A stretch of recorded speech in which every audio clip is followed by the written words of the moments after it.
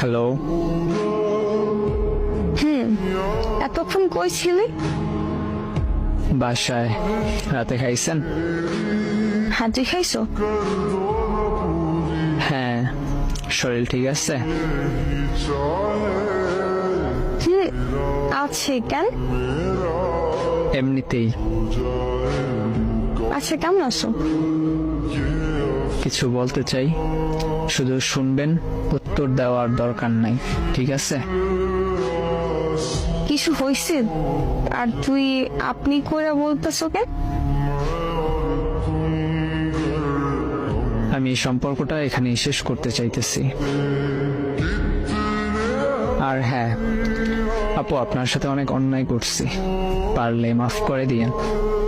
আমি জানি আপনি আমাকে মাফ করতে পারবেন না, কিন্তু কি আর করার, একটু কষ্ট হলে মাফ করে দিয়েন।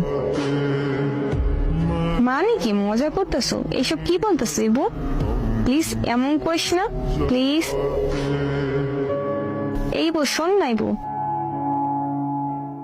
আমি কিছু বলতে বারণ করছিলাম, কিছু শুনতে চাই না আমি।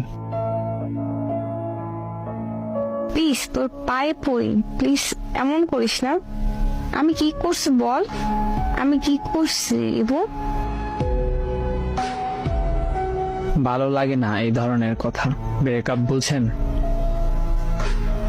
মানে ব্রেকআপ। প্লিজ, মরে যাবো, এমন করিস না।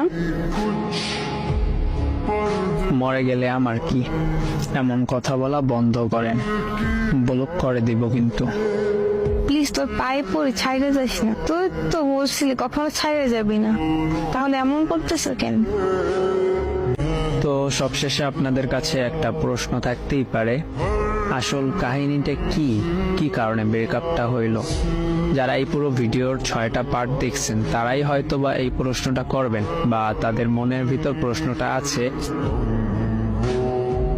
আসলে মেয়েটা ছেলেটার থেকে একটু বড় ছিল, আর ছেলেটার বন্ধুরা মেয়েটাকে দেখার পরে অনেক রকম টিস করত। ছেলেটার বন্ধুরা বলতো তোর সাথে আর মানায় না, এই ধরনের অনেক রকম টিস করত, যার কারণে ছেলেটা মেয়েটার থেকে দূরে সরে যায়।